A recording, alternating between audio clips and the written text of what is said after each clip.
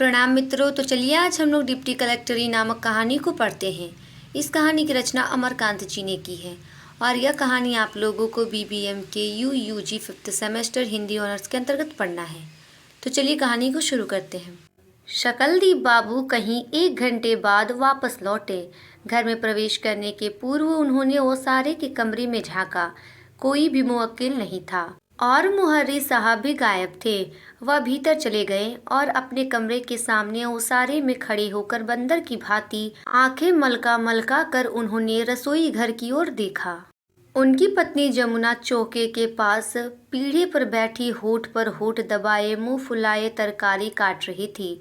वह मंद मंद मुस्कुराते हुए अपनी पत्नी के पास चले गए। उनके मुख पर असाधारण संतोष, विश्वास एवं उत्साह का भाव अंकित था। 1 घंटे पूर्व ऐसी बात नहीं थी। बात इस प्रकार प्रारंभ हुई। शकलदीप बाबू सवेरे दातून कुल्ला करने के बाद अपने कमरे में बैठे ही थे कि जमुना ने एक तश्तरी में 2 जलेबियां नाश्ते के लिए सामने रख दी। वह बिना कुछ बोले जलपान करने लगे। जमुना पहले तो 1 आध मिनट चुप रही, फिर पति के मुख की ओर उड़ती नज़र से देखने के बाद उसने बात छेड़ी। 2-3 दिन से बबुआ बहुत उदास रहते हैं क्या? सिर उठाकर शकलदीप बाबू ने पूछा और उनकी भौहें तन गई। जमुना ने व्यर्थ में मुस्कुराते हुए कहा, कल बोले इस साल डिप्टी कलेक्टरी की बहुत सी जगहें हैं, पर बाबूजी से कहते डर लगता है। कह रहे थे 2-4 दिन में फीस भेजने की तारीख बीत जाएगी। शकलदीप बाबू का बड़ा लड़का नारायण घर में बबुआ के नाम से ही पुकारा जाता था। उम्र उसकी लगभग 24 वर्ष की थी।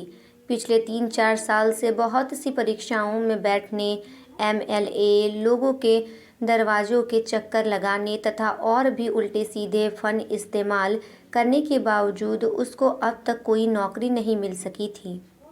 2 बार डिप्टी कलेक्टरी के इम्तिहान में भी वह बैठ चुका था, पर दुर्भाग्य, अब एक अवसर उसे और मिलना था जिसको वह छोड़ना ना चाहता था। और उसे विश्वास था कि चूंकि जगह काफ़ी है और वह अब की जी जान से परिश्रम करेगा, इसलिए बहुत संभव है कि वह ले लिया जाए। शकलदीप बाबू मुख्तार थे, लेकिन इधर 1.5-2 साल से मुख्तारी की गाड़ी उनके चलाए न चलती थी।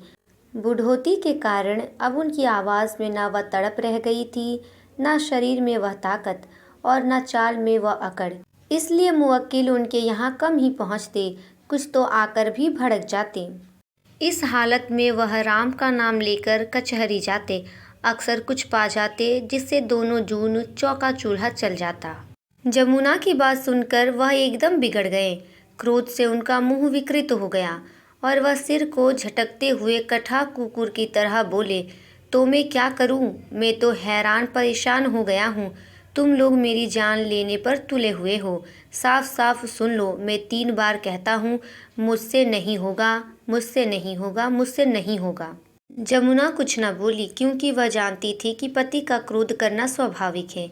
शकलदीप बाबू 1-2 क्षण चुप रहे, फिर दाएं हाथ को ऊपर नीचे नचाते हुए बोले, फिर उसकी गारंटी ही क्या है कि इस दफ़े बाबू साहब ले ही लिए जाएंगे?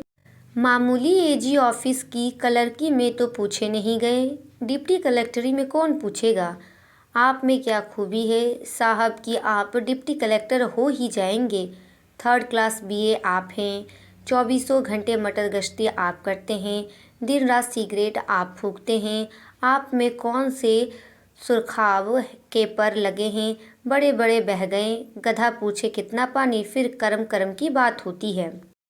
भाई समझ लो तुम्हारे कर्म में नौकरी लिखी ही नहीं। अरे हाँ, अगर सभी कुकुर काशी ही सोएंगे तो हड़िया कौन चाटेगा? डिप्टी कलेक्टरी, सच पूछो तो डिप्टी कलेक्टरी नाम से मुझे घृणा हो गई है और होठ बिचक गए। जमुना ने अब मृदु स्वर में उनके कथन का प्रतिवाद किया। ऐसी कुभाषा मुंह से नहीं निकालनी चाहिए।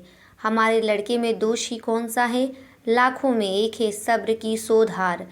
मेरा तो दिल कहता है इस बार बबुआ जरूर ले लिए जाएंगे। फिर पहली भूख प्यास का लड़का है, माँ बाप का सुख तो जानता ही नहीं।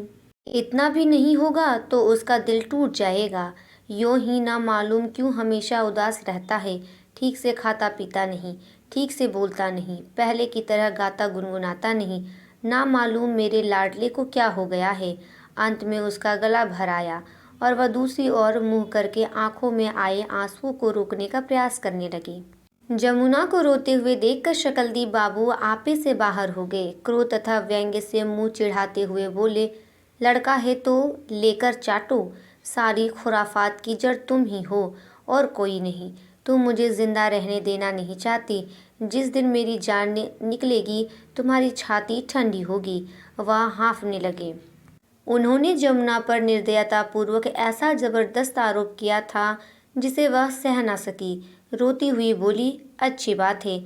अगर मैं सारी खुराफात की जड़ हूँ तो मैं कमीनी की बच्ची जो आज से कोई बात रुलाई के मारे वह आगे ना बोल सकी और तेजी से कमरे से बाहर निकल गई। शकलदीप बाबू कुछ नहीं बोले बल्कि वहीं बैठे रहे। मुंह उनका तना हुआ था और गर्दन टेढ़ी हो गई थी।